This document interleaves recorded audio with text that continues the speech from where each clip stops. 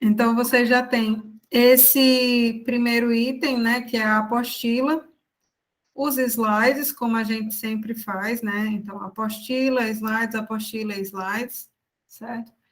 E para a parte aqui de análise dimensional e semelhança, eu também já coloquei os vídeos de referência, né, do canal da gente do YouTube. Então, aqui tem 3 aulas, né, a aula de introdução, dimensões e homogeneidade dimensional, que seria a aula de hoje, a de quinta-feira, que é dos teoremas π, grupos adimensionais, e da semana que vem, que seria essa parte aqui de exercícios, certo? Então, esse conteúdo ele já está todo referenciado aqui para vocês. E o conteúdo também de escoamento viscoso interno, ele também já tem alguns vídeos. Eu não terminei ainda de colocar aqui todos os vídeos para vocês poderem assistir na hora que convir melhor, né? Mas já tem alguns aqui disponíveis para vocês, tá? E aí, o que acontece? Eu estou, desde que a gente voltou, desde que a gente entrou em recesso, eu estou de repouso, né, em casa. Porque eu estava tendo umas contrações, e aí a gente ficou com receio de ter um parto prematuro e tudo mais. Então, eu estou de repouso em casa. E aí, semana que vem é que eu vou saber, né, fazer uma nova avaliação no médico para ver realmente como que está essa situação e decidir, né, a médica que vai decidir os procedimentos a se tomar daí em diante, tá? Mas, assim, estamos bem, né, não estou sentindo nada de extraordinário, mas, né, como ela verificou isso aí, eu fiquei de repouso esse período aí.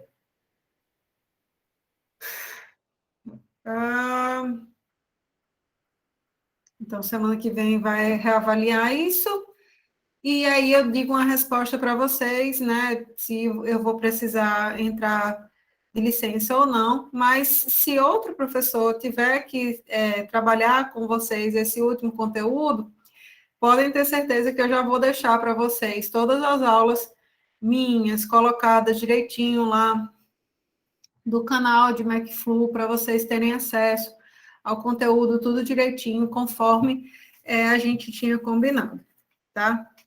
E certamente quem vai me substituir ou vai ser professor Douglas ou professora Nayara, que são pessoas que também trabalham com o mesmo conteúdo, com a mesma metodologia, então não tem coisa de outro mundo, não. A gente compartilha banco de questão, a gente compartilha simulado, a gente compartilha tudo. Então, é a mesma forma de trazer, né? Talvez não a mesma forma exatamente, mas é o mesmo conteúdo, a gente usa as mesmas ferramentas. Tá?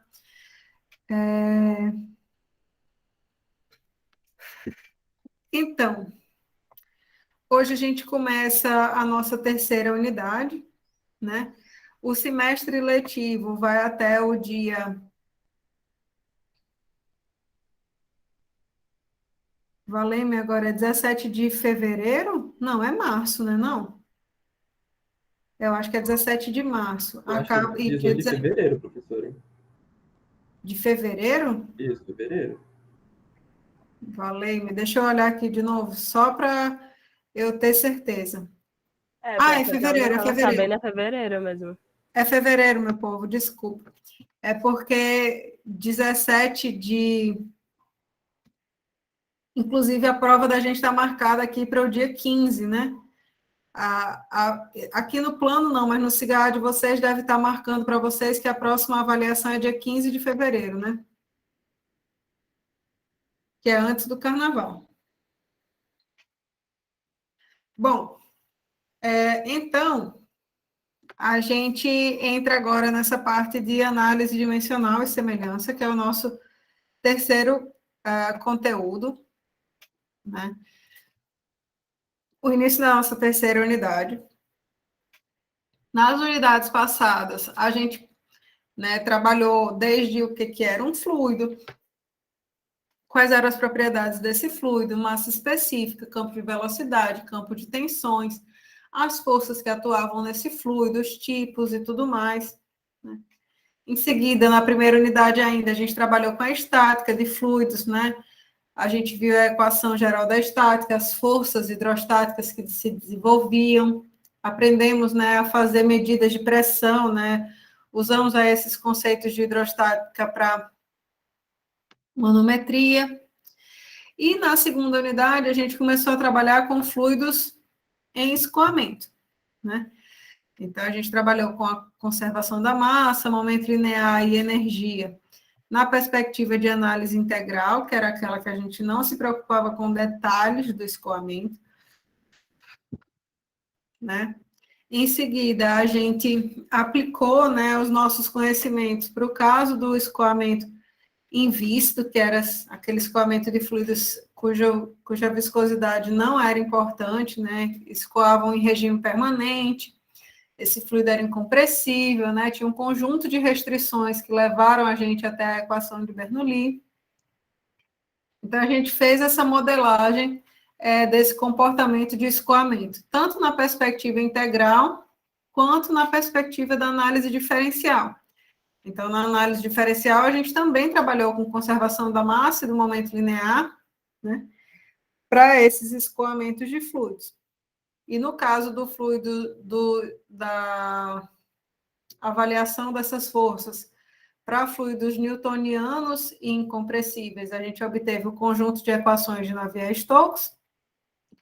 E para escoamentos invícidos, né, ou seja, também sem contabilizar essa parte do comportamento viscoso, né, a gente obteve as equações de Euler.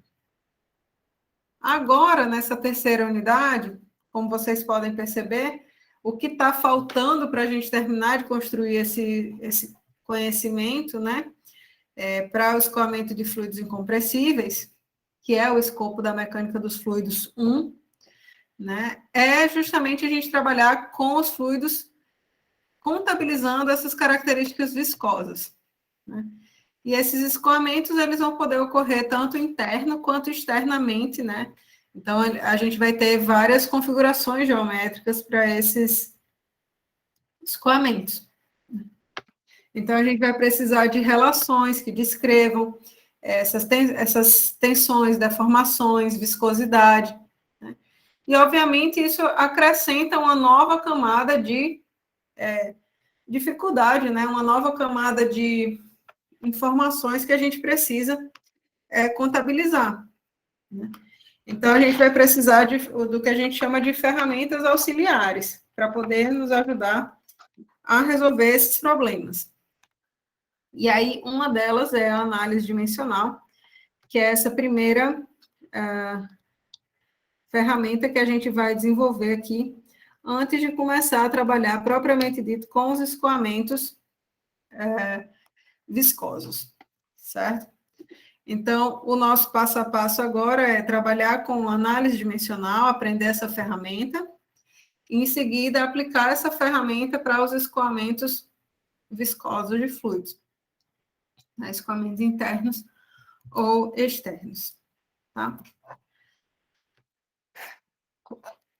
Então, se vocês quiserem me interromper a qualquer momento, tá, pessoal? Levanta a mão que eu consigo escutar aqui no computador. Eu só estou com uma tela, então se eu ficar alternando, pode dificultar aí a vida de vocês depois, né, de assistir o vídeo e tudo mais. Então, vocês chamam, levanta a mão no Google Meet, que aí eu consigo ir para a sala, tá bom? Então, a questão aqui agora, né, para que a gente vai desenvolver esse ferramenta de análise dimensional? A gente vai desenvolver porque, como vocês viram na segunda unidade, existem problemas de mecânica dos fluidos, né, cuja solução analítica ela pode ser muito complexa, né, muito difícil de ser alcançada, mesmo com o auxílio de computadores, né? E muitos desses processos de simulação numérica, né, eles também se utilizam de modelos para descrever esse comportamento de tensão, deformação, relação com a viscosidade dos fluidos, né? A gente tem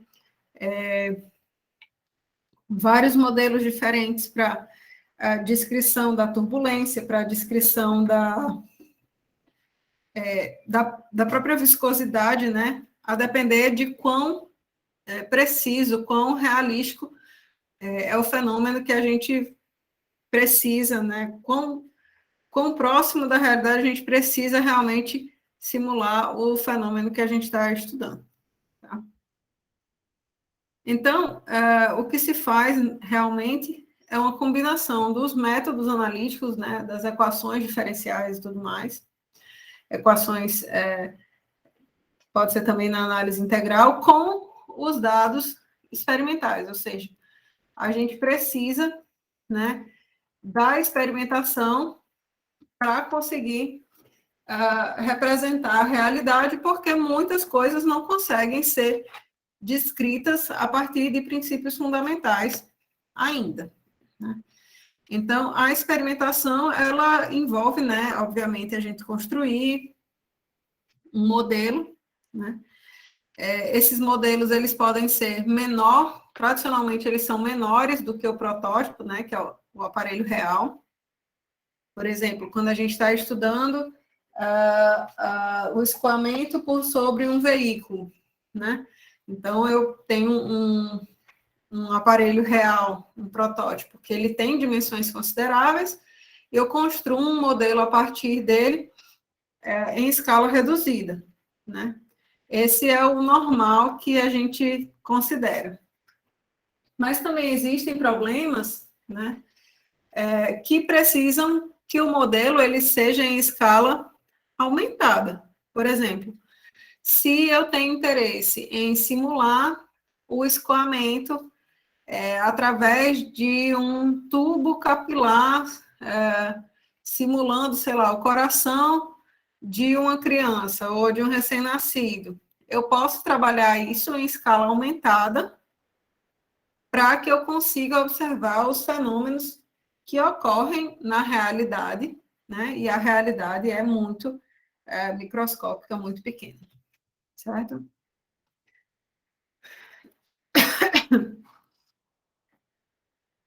Então, a análise dimensional é essa ferramenta que vai ser capaz de estabelecer relação entre as variáveis de interesse do problema, né? E de maneira que a gente consegue racionalizar a experimentação, que é uma etapa muito cara, né?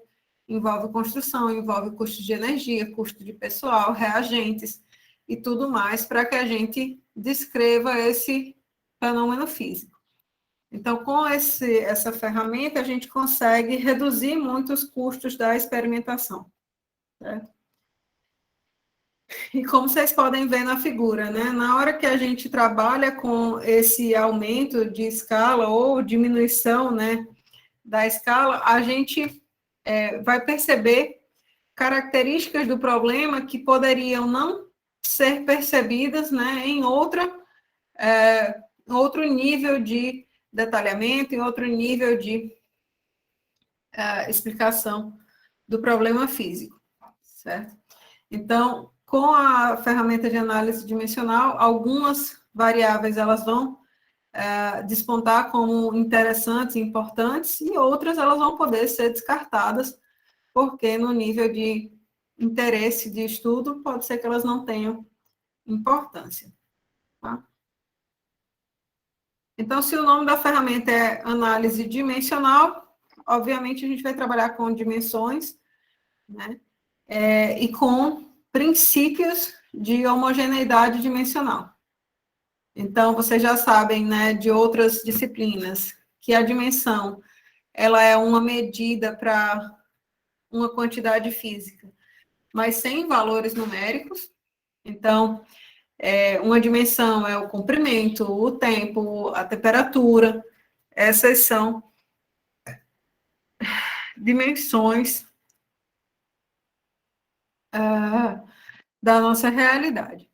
E as unidades, elas são formas de atribuir valores, né, um número qualquer, às dimensões. Então, por exemplo, para o comprimento, a gente pode atribuir as dimensões, a unidade de centímetro e fazer uma medida, né, dessa dimensão, desse comprimento, e atribuir um valor. Então, por exemplo, aí na régua está medindo 3,2 centímetros. Então, a unidade centímetros é uma forma de atribuir esse número à dimensão. Eu podia atribuir o valor de 32 milímetros, né, também para essa dimensão comprimento. Então, a unidade é uma forma de atribuir esse número. Perceba que o número muda na medida que eu mudo a unidade, mas a dimensão que está sendo trabalhada é a mesma, é o comprimento. Então, a homogeneidade dimensional, a gente tem uma realidade, né, que é o nosso mundo, que a gente vive, e a gente considera que existem grandezas básicas ou primárias que formam, né, digamos assim, que são primitivas, não dependem de outras para serem definidas, formam a base do nosso sistema de medição e atribuição e de unidades, certo? E vão existir outras grandezas que são derivadas dessas primeiras, e aí, portanto, são chamadas de grandezas derivadas. Então, o SI, né, o Sistema Internacional, ele é formado por 7 grandezas primárias, né? Essas grandezas primárias são massa, comprimento, que são as dimensões primárias, né? Massa, comprimento, tempo, corrente elétrica, temperatura, quantidade de matéria e quantidade de luz. E aí todas as outras quantidades que a gente tem interesse para representar a nossa realidade, elas são formadas por combinações dessas grandezas primárias. Então, por exemplo, força, né?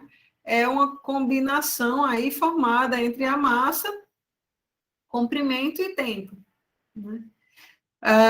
Sei lá, taxa de transferência de calor vai depender da temperatura, do comprimento e do tempo também, ou de uma área e do tempo. Então, essas quantidades aí são grandezas secundárias, né? Que são formadas por relação entre duas ou mais dessas fundamentais. Então, a gente tem símbolos para representar essas dimensões, né?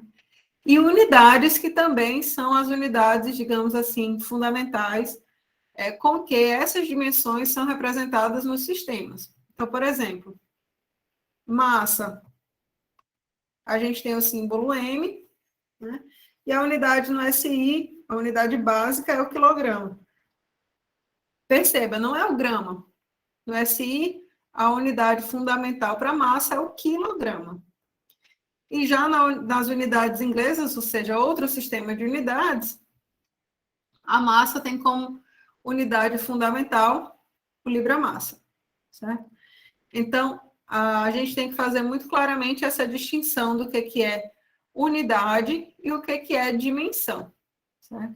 Aqui a gente está trabalhando com os critérios de homogeneidade dimensional. Então, a gente vai se preocupar com as dimensões que cada uma dessas quantidades, né, elas vão representar ou ter como base, certo? Então, todas as dimensões não primárias, elas podem ser formadas por alguma combinação linear dessas 7 aí, certo? Quando a gente fala em mecânica dos fluidos, a gente fala muito em forças, em pressões, em tensões, né? Então, tudo isso, querendo ou não, se relaciona com a segunda lei de Newton, né? Trabalho, taxa de realização de trabalho. E aí, a gente tem 2 sistemas de grandezas que geralmente são utilizados para correlacionar essas quantidades, né? O sistema MLT, que usa como dimensões fundamentais para representar essas quantidades aí.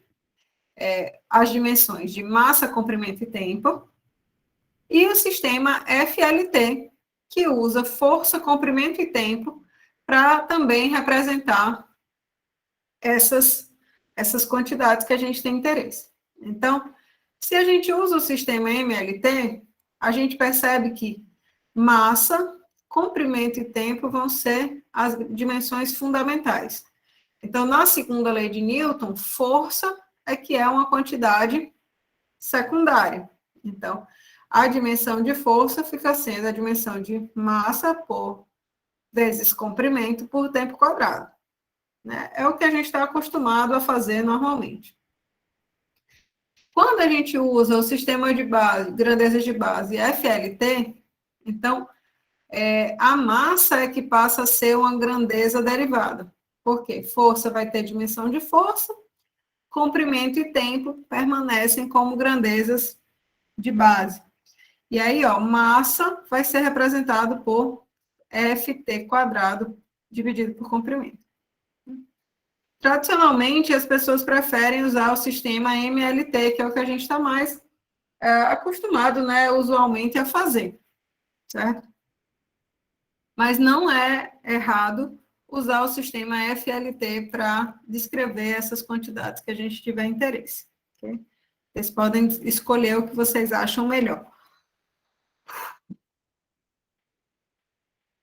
A observação é que se você escolher um desses sistemas, né, esse conjunto de grandeza de base, para representar a realidade, você se mantenha com esse conjunto na representação de todas as variáveis que estão presentes no problema físico que você está trabalhando. Por exemplo, algumas quantidades, elas não vão perceber essa diferença de um conjunto de grandeza de base para o outro. Velocidade, por exemplo, só depende de comprimento e tempo. Então, se eu representar isso usando MLT ou FLT, eu vou obter o mesmo resultado. Mas outras variáveis, por exemplo, massa específica, eles vão ter a forma de apresentação diferente se eu escolher um sistema, um conjunto de grandeza de bases ou outro. Por exemplo, se eu uso o MLT, massa específica fica sendo expressa por massa dividido por volume, então comprimento ao cubo. Já se a gente vai representar essa mesma variável usando o conjunto de grandeza de base FLT, então a gente sabe que massa é aquele termo que a gente definiu no slide anterior, né? Força, tempo quadrado dividido por comprimento.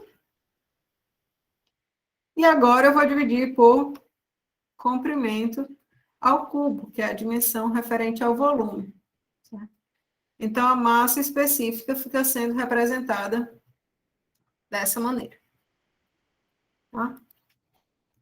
Dúvidas até agora, pessoal? Como estamos? Tranquilos? Até então, tranquilo, pelo menos para mim. Pronto. Então, um dos princípios da homogeneidade dimensional é de que a gente pode trabalhar com equações, né? E um lado da equação, obrigatoriamente, ele vai ter que ter as mesmas dimensões que o outro lado da equação, né? Para que ela seja dimensionalmente homogênea. Então, por exemplo, se é perguntado para a gente, nessa equação dos gases ideais, qual que vai ser a dimensão do produto RT? Como que eu posso fazer isso? Como que eu posso determinar? Né? Então, como a gente sabe que as dimensões do lado direito da equação devem ser iguais às dimensões do lado esquerdo da equação, eu posso isolar o termo que eu tenho interesse, né? O produto RT, passar essa massa específica aqui para esse outro lado, dividindo, certo? E avaliar todas as dimensões que compõem esse lado da equação. Então, pressão, a gente sabe que é força que atua sobre uma área. né? Então, força é massa vezes aceleração, que atua sobre uma área. Então, 1 sobre comprimento ao quadrado é uma representação de 1 sobre a área. Então, a pressão está aqui representada como M sobre LT quadrado, né? Aqui eu deixei os itens separadamente, né? Aqui a força e aqui a área, tá? E aí, ele pede para eu saber qual é a dimensão do termo RT, né? Só que, a pressão está dividido pela massa específica do fluido. Massa específica é massa sobre volume. Como está aqui no denominador, ficou volume dividido pela massa, né? Mantém o primeiro, multiplica pelo inverso do segundo. Então, esse L quadrado cancela aqui com esse L a terceira. Essa massa cancela com essa massa daqui. E aí a gente verifica, né, que esse termo RT ou o termo P sobre ρ tem dimensão de comprimento ao quadrado dividido por tempo ao quadrado. Certo? Então, essa é uma forma de determinação da dimensão de um termo específico, né?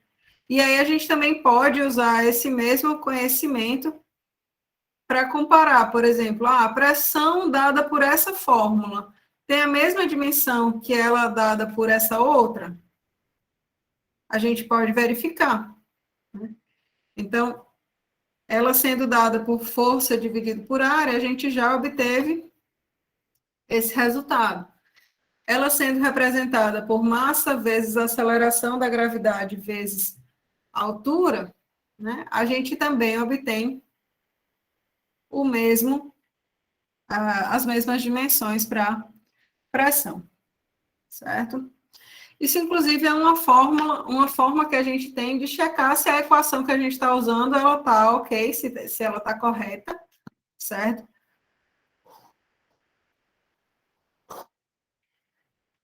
E verificar se a gente está obedecendo, né, esse princípio de homogeneidade dimensional. No material de vocês tem uma tabela aí com vários termos, né, várias quantidades que a gente tem interesse na mecânica dos fluidos, né, aceleração da gravidade, uma área, vazão volumétrica, pressão, massa específica, etc. Várias quantidades, elas estão sendo representadas aqui nessa tabela. O detalhe que eu faço para vocês é que eu prefiro que tempo seja representado por T minúsculo, tá? E não por T maiúsculo. Porque, como eu tinha falado para vocês, né, anteriormente, o T maiúsculo, ele se refere à temperatura aqui, certo? Então, que vocês façam essa observação no uso dessa tabela, tá bom?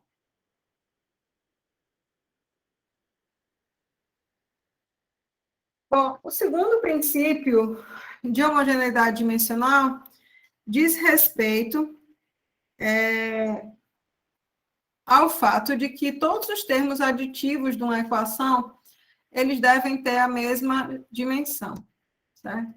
Isso é importante, pessoal, porque é uma forma da gente checar também se a equação que a gente está usando está com todos os termos corretamente descritos, e também para a gente saber se a gente não está usando uma forma da equação errada. Eu estou multiplicando aqui por peso específico, mas eu achava que era só massa específica, né? Então, é uma forma de vocês checarem. Então, por exemplo, aqui na equação de Bernoulli, a gente percebe que esse termo aqui, referente ao comprimento, ele está isolado, né? Então, aqui é uma cota Z que eu sei que ela é representada pela dimensão de comprimento. Então, eu posso verificar se os outros termos, eles também apresentam a mesma dimensão. a forma como eu estou escrevendo a equação, se eles estão representando todos comprimentos. Se eles todos apresentarem essa mesma dimensão, então beleza. Se não, eu preciso checar se eu estou usando alguma coisa errada, né? Se a minha equação tem algum termo errado.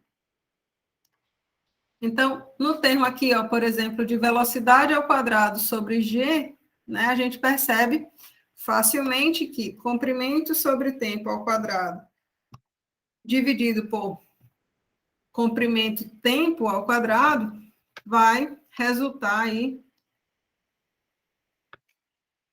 t ao quadrado cancelando com esse t ao quadrado aqui, e L ao quadrado dividido por L, produzindo só comprimento isoladamente. Então, esse termo está ok. E esse segundo termo, ó, é pressão dividido por peso específico. Peso específico a gente sabe que é massa específica vezes aceleração da gravidade. Então, pressão. Aqui está descrito força. E aqui a gente tem a descrição de área. É massa específica, que é massa dividido por volume, vezes aqui a aceleração da gravidade. Então, esse termo aqui, a gente já percebe claramente, vou apagar aqui, para ficar mais fácil de ver, que alguns desses itens eles vão se cancelar, né? Então, por exemplo, esse t ao quadrado aqui já pode de cara cancelar-se com esse t ao quadrado daqui, certo? Aqui a gente tem ml, também já pode cancelar aqui com esse ml. E aí a gente fica 1 sobre comprimento ao quadrado dividido por 1 sobre comprimento ao cubo. Então, fica comprimento ao cubo dividido por comprimento ao quadrado, resultando em unidade, em dimensão aí de comprimento também. Então, a gente consegue verificar que a equação, ela apresenta a homogeneidade dimensional, né, da forma que ela foi escrita. Bom, esse princípio ele é útil, né, como eu falei para vocês, para checar as unidades dos termos das equações, converter essas unidades, e também para definir as tais das relações adimensionais, que é o nosso próximo tópico.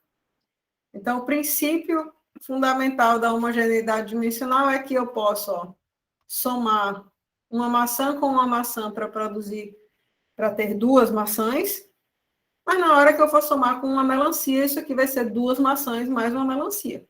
Não vai ser nunca duas maçãs e 0,9 ou 2,9 maçãs por equivalência dessa melancia aqui.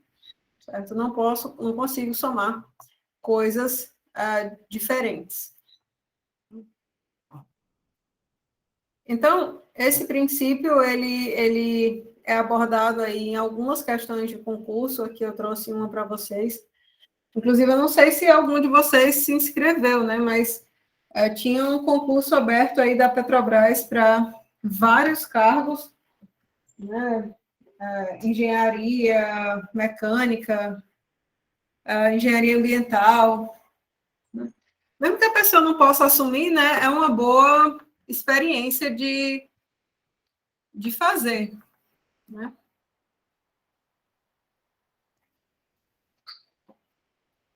É uma forma da gente se testar e ver como que a gente está e se realmente a gente precisa levar nossos conhecimentos para outro nível ou não, né?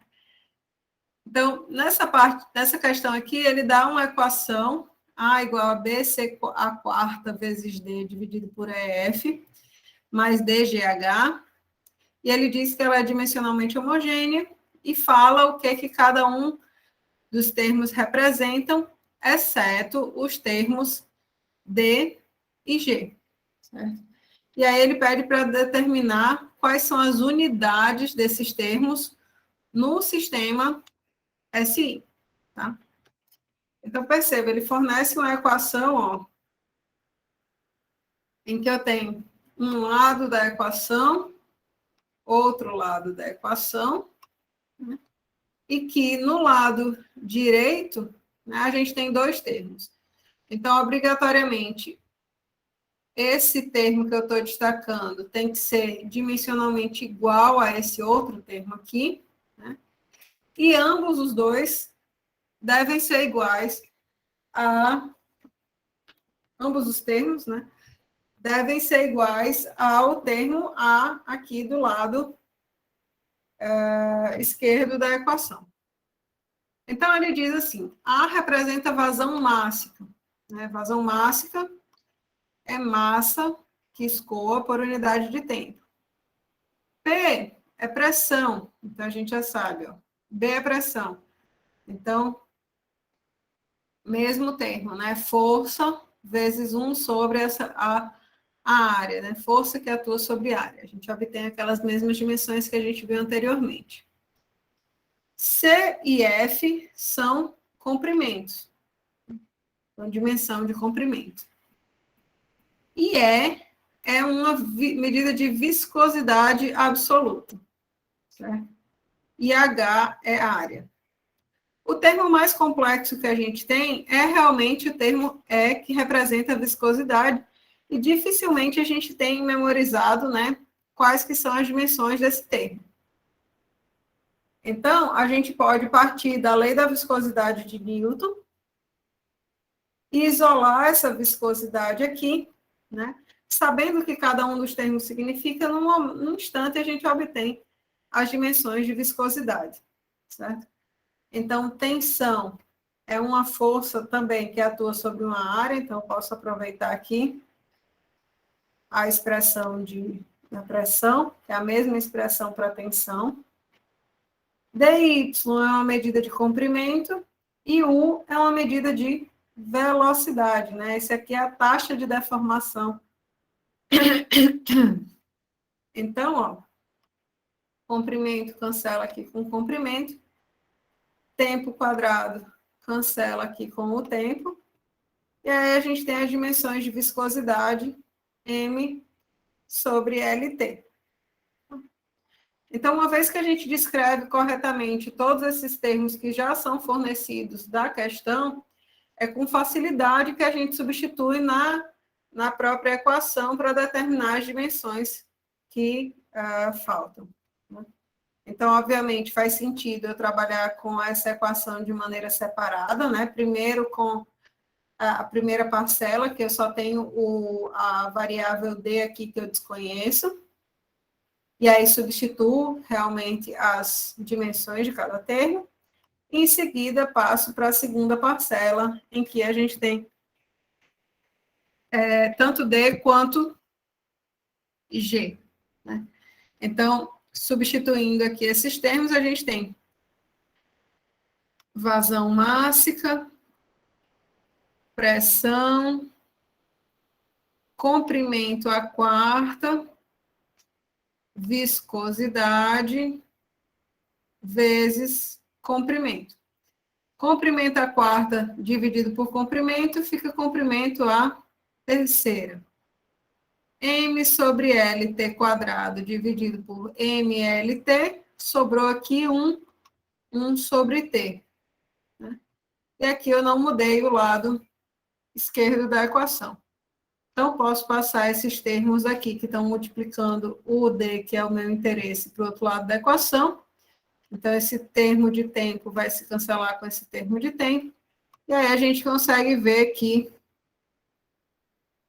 D representa justamente massa dividido por volume. Então, aqui a gente tem, ó, logo de cara, uma alternativa correta, né? Massa por volume.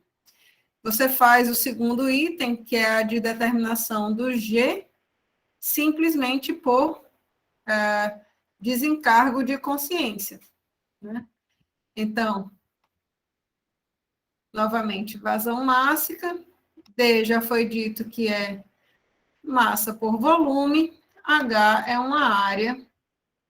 Então, a gente consegue ver que G, ó, essa massa cancela com essa, esse L ao cubo cancela com esse L ao quadrado e passa para o outro lado aqui da equação, multiplicando para obter G como, né, comprimento por tempo, então no SI, metros por segundo, certo?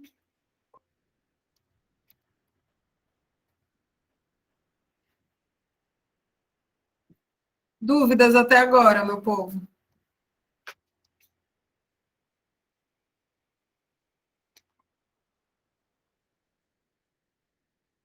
Tudo na mais perfeita tranquilidade ou tudo na mais perfeita intranquilidade?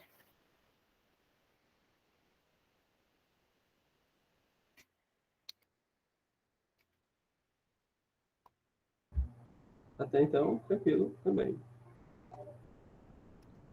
Então, realmente é um conteúdo bem tranquilo esse de análise dimensional, não tem muito mistério. O que é preciso realmente é mais cuidado, né, na hora de vocês substituírem as unidades, as dimensões, né, fazer bem essa distinção do que é unidade, o que é dimensão, para não cair em bobagem, né, em erros bobos. Como assim erros bobos? Simples. A pessoa confundir metro com massa é daqui para ali, né? Então, eu estou vendo aqui, por exemplo, isso aqui é dimensão de massa por comprimento ao tempo. Às vezes, o aluno, na pressa, passa esse M aqui automaticamente para ser metro, né? Então, massa é uma coisa, obviamente, a gente sabe que massa é expressa em quilograma, né? Mas a pressa do aluno, a vontade de terminar logo, faz com que essa massa aqui rapidamente vire metro. Por quê? Porque é a mesma letra, né? Então, tomem bastante cuidado, né? Porque é fácil realmente de se perder nas variáveis, tá bom? E nessa conversão para as unidades. Bom, então só para a gente passar aí no que é que vai ser mais adiante nossa... Eita, minha Nossa Senhora! Quase que eu desfaço aqui minha mesa de trabalho. Então, o objetivo dessa análise dimensional que a gente quer estudar, né, é gerar parâmetros que vão ajudar a gente a realizar experimentos mais focados, né, experimentos melhores, né, no laboratório, para a gente não gastar tanto com essa experimentação. Então, esse nosso estudo da análise dimensional, ele vai estar voltado principalmente para aspectos qualitativos do problema, né, nesse primeiro momento. Num segundo momento, então, ele vai passar para aspectos quantitativos. Então, primeiro, a gente vai fazer essa análise do problema para ver como que os parâmetros se relacionam e obter o que a gente chama de uma equação física que relaciona esses parâmetros físicos, né, o resultado dessa análise dimensional. E uma vez que a gente tiver concluído essa etapa, então a gente passa para a etapa de relacionamento desses experimentos, né, com a realidade. Então, só para ilustrar para vocês como isso é crítico, né? Imagina que a gente tem um problema simples, como o de determinar o arrasto que está sendo sofrido por uma bolinha, né? Quando ela está sujeita ao escoamento de um fluido.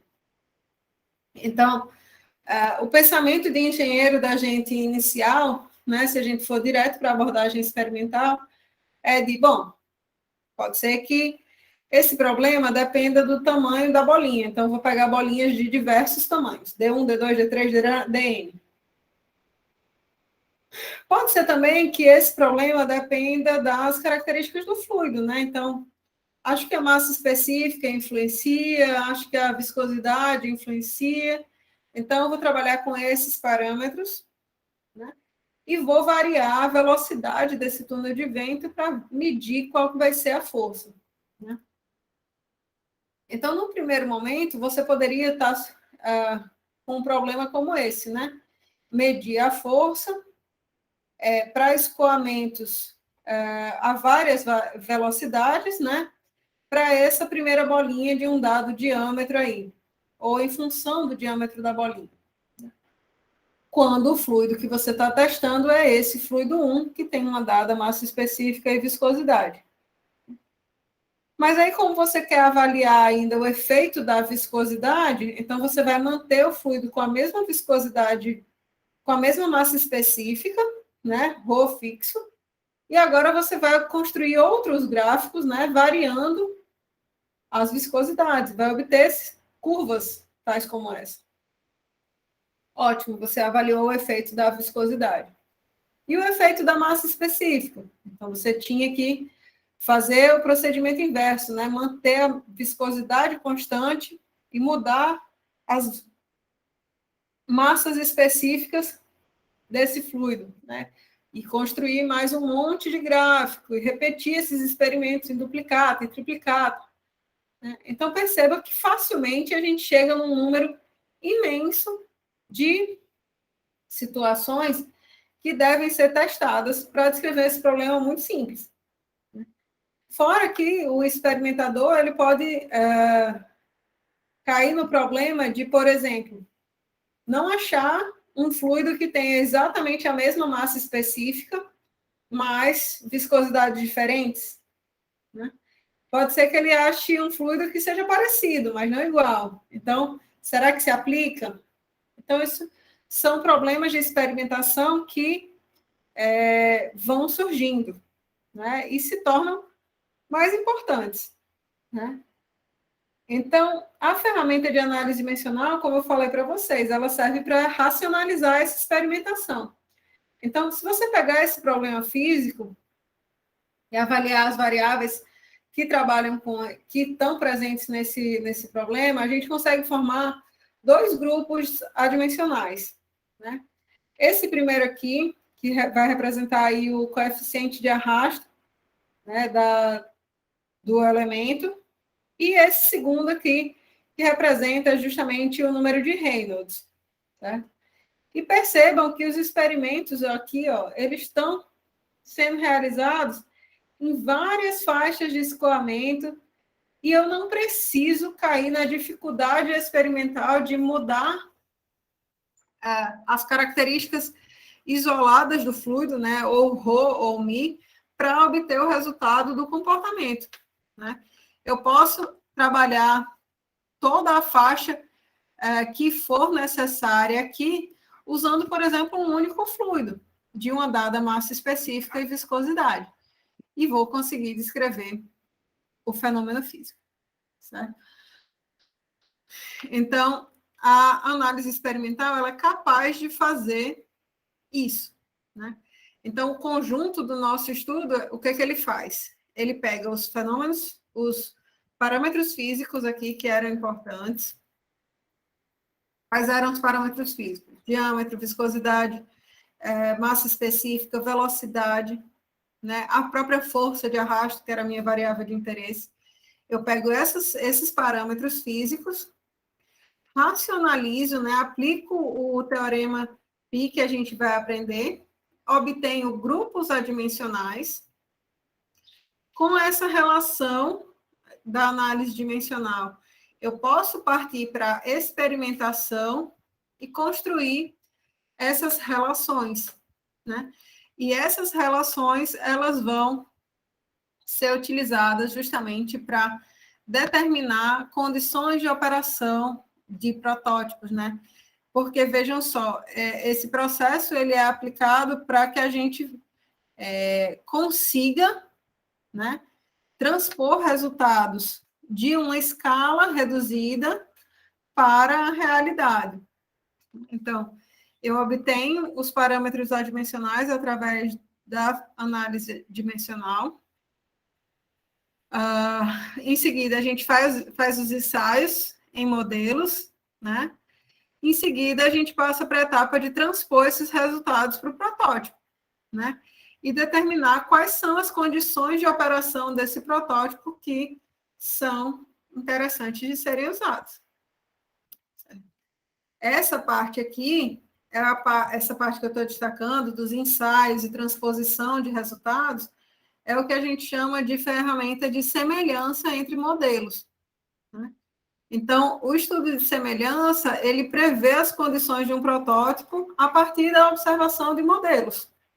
E aí isso facilita muito o estudo do problema físico, né? Porque o problema físico, ele tanto pode ser de dimensões muito grandes, como ele pode ser de dimensões muito pequenas, como eu falei para vocês. Então, o uso de modelos, ele permite essa visualização na escala apropriada, né, para a experimentação. Esse processo do estudo de semelhança, né, é o que dá confiança para o engenheiro em relação a esse projeto que ele estiver trabalhando, né? Então, a gente obedece a algumas regras. Primeiro, a gente tem o critério de semelhança geométrica, né? Similaridade geométrica, em que a gente obedece aí às escalas geométricas de um problema físico. Então, é como eu tivesse uma casa construída, essa casa construída de grandes dimensões, ela vai obedecer, né, um modelo de uma maquete, por exemplo, através de um fator de escala que vai relacionar aí todas essas dimensões. Então, se a escala é de 1 para 100, né, a gente tem que 1 centímetro da minha maquete equivale a 1 metro lá da casa real, né? Então, esse critério de similaridade geométrica, ele é muito aplicado, eu acredito que você já tenha usado diversas vezes aí nas disciplinas anteriores. E o segundo critério de semelhança que a gente utiliza, já está voltado mais para o caso aí de escoamentos, mas não necessariamente só para a mecânica dos fluidos, tá? Isso aqui é um conhecimento que a gente aplica no dimensionamento de reatores, que se aplica em vários processos das engenharias em geral, tá? Então, projeto de máquinas, esses critérios aqui de semelhança, eles são genéricos e não necessariamente vinculados exclusivamente à mecânica dos fluidos, tá? Então, o critério de similaridade cinemática, ele determina que haja um fator de escala também para velocidade, né, que relacione a velocidade do modelo e a do protótipo. E, pelo fato da velocidade ser uma grandeza vetorial, isso significa que tanto esses vetores velocidade, eles têm que ser relacionados por esse fator de escala constante, né, com relação ao módulo, quanto a velocidade ela deve ter a mesma direção no modelo e no protótipo, certo? O terceiro critério, que é o critério de similaridade dinâmica, ele diz respeito, né, também a essa manutenção dessa constância entre as forças de modelo e protótipo, né, por esse fator de escala constante, né, e percebam que também força, né, é uma quantidade vetorial, certo? Então, a gente tem a necessidade de que isso tanto ocorra nas características escalares, né, no módulo dessa força, quanto na parte vetorial. Então, as forças também devem apontar na mesma direção. Quando a gente fala nesses critérios de similaridade, né, eles são, digamos assim, você passa de um para o outro, né, mas a gente só consegue uma similaridade completa, né? Às vezes você consegue a similaridade geométrica, mas a similaridade dinâmica já não consegue, ou a similaridade ou o processo falha para a similaridade cinemática, né? Mas para que a gente garanta a completa similaridade entre modelo e protótipo, que é o que a gente tem interesse, né? Obrigatoriamente eles devem ser geometricamente similares, que é o primeiro critério, né?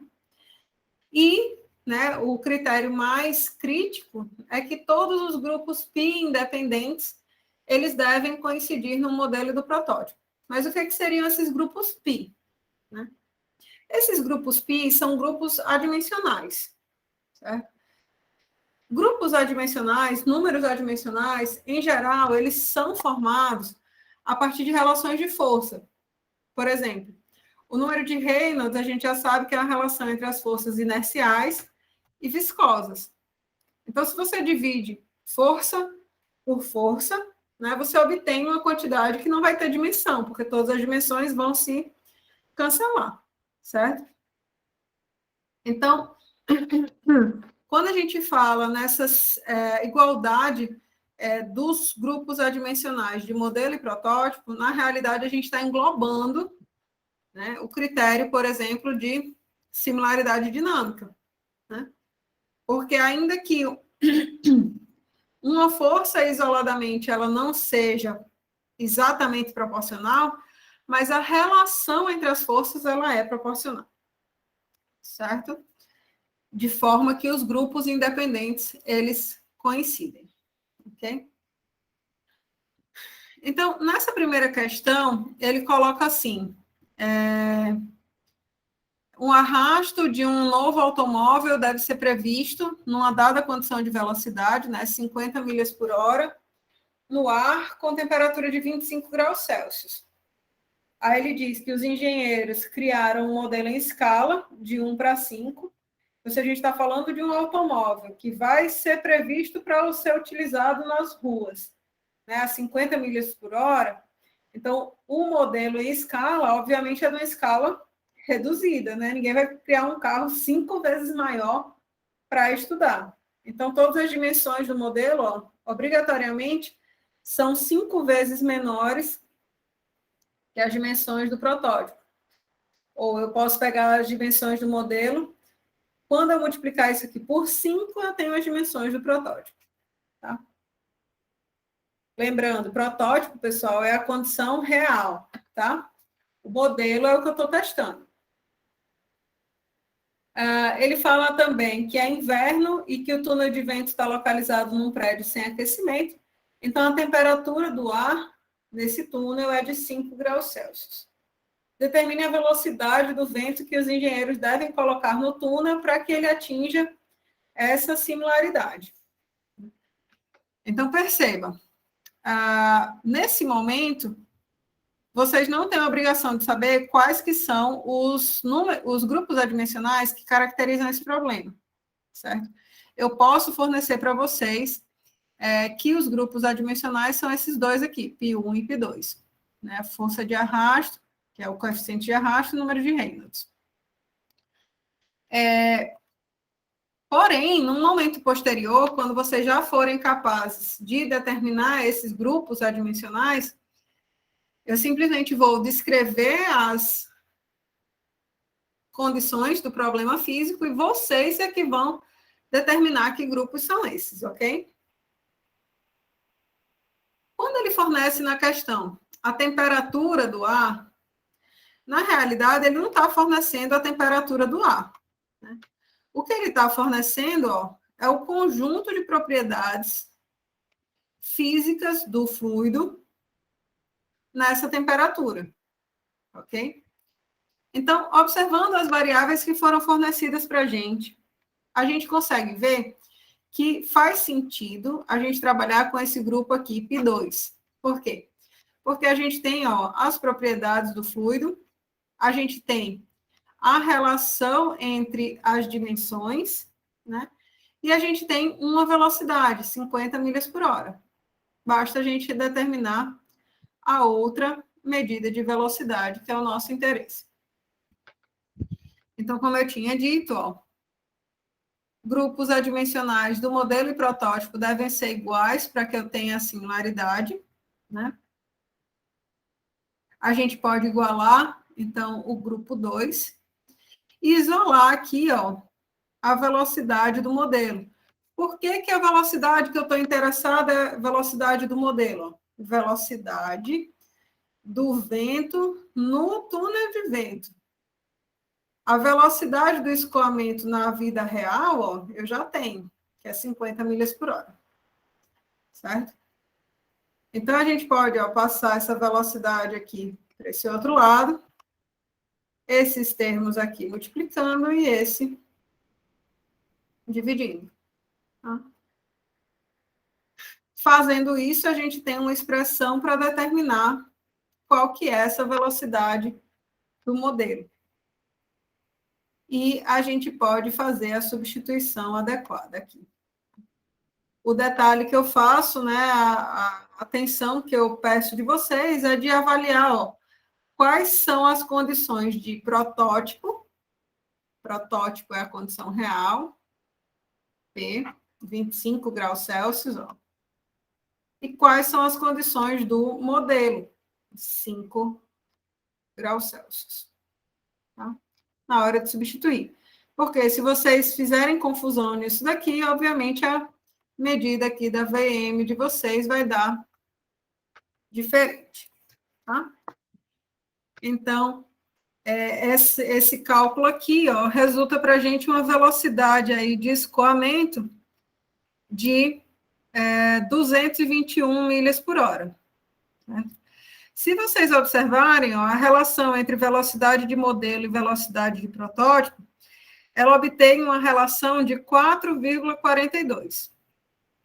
Perceba que esse fator de escala para a velocidade, ele não é igual ao fator de escala para a geometria, certo? Então, eu não posso dizer que, porque a escala geométrica foi de 1 para 5, essa também vai ser a escala para a velocidade. Ok? Então, são fatores de escala diferentes. Um fator de escala foi 1 para 5, né? Na similaridade aqui geométrica. E o fator de escala para a similaridade cinemática foi de 4,42. Certo? Essa velocidade que foi determinada, né, é 221 milhas por hora. Uma milha equivale a 1,6 quilômetros. Então, a gente está falando de uma velocidade de ar na faixa dos 350 quilômetros por hora. Então, realmente, é uma velocidade bem elevada. Num outro momento da questão, ele diz assim, suponhamos que esses engenheiros consigam fazer esse túnel de vento funcionar nessa velocidade para atingir a similaridade. A força de arrasto no automóvel modelo foi medida, né? Várias leituras são feitas e se chegou num valor de força de arrasto média de 21,2 libra-força. Preveja qual vai ser a força de arrasto sobre o protótipo. Então, para a gente fazer isso, a gente passa pelo segundo, ó, pelo mesmo critério de similaridade, de que os grupos adimensionais do modelo devem ser iguais aos grupos adimensionais do protótipo, certo? Como agora a gente está falando de força, a gente vai procurar o grupo adimensional que se relaciona com essa medida, certo? Então, a gente pode fazer essa igualdade, né? Simplesmente igualei esse grupo adimensional aplicado ao modelo. Percebam que eu estou sempre colocando o índice M para as propriedades e características do modelo e o índice P para as medidas do protótipo, né? Para facilitar justamente essa identificação de quais são as variáveis em cada caso. E aí, ó, basta a gente passar esse denominador aqui para o outro lado da equação, multiplicando, certo? E aí, em posse das nossas medidas, né, a gente vai calcular aí qual vai ser essa força de arrasto sentida pelo protótipo. Detalhe desse item agora é porque a gente fica com a relação entre L, que é um comprimento do protótipo, dividido por L, que é um comprimento, uma dimensão de comprimento do modelo, né, elevado ao quadrado. E o que a gente tinha determinado anteriormente, ó, era que essa relação aqui era de 1 para 5. Então, quando a gente vai substituir aqui, ó, o comprimento do protótipo é 5 vezes o do modelo, é 5 vezes o do modelo. Mas perceba que esse item aqui está elevado ao quadrado, né? Então, aqui ele vira 25. E aí é que eu posso cancelar, ó, dm ao quadrado com dm ao quadrado. Ok? E aí a gente consegue calcular a força de arrasto no protótipo. Se novamente a gente tiver interesse em calcular qual que é o fator de escala para essa relação das forças, então a gente tem 25,3 dividido por 21,2. Então a gente tem a força se relacionando, né, no modelo do protótipo por um fator de escala de 1,2, 1,19. Certo? Então, novamente, um fator de escala diferente do caso da critério geométrico e do critério cinemático. Beleza? Digam-me aí mais. Tudo certo?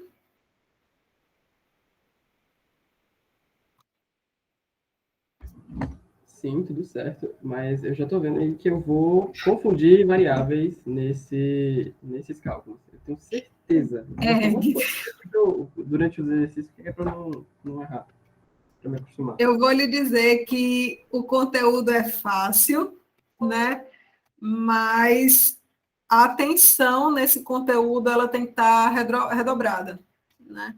Vocês vão ver na aula que vem, quando a gente for fazer a determinação dos grupos adimensionais, que a gente vai chegar em equações algébricas muito simples, que você vai ter muita vontade de resolver na cabeça.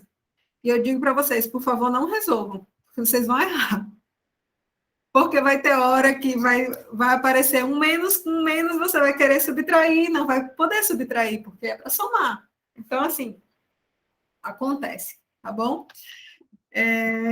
Só a prática mesmo para a gente se tranquilizar mais. Beleza? Então, na quinta-feira, a gente se vê novamente, tá bom, pessoal? Fiquem em paz, se cuidem, não vão ficar doentes. Um abraço a todos. Abraço, professora. Tchau, tchau. Até a próxima aula. Boa tarde.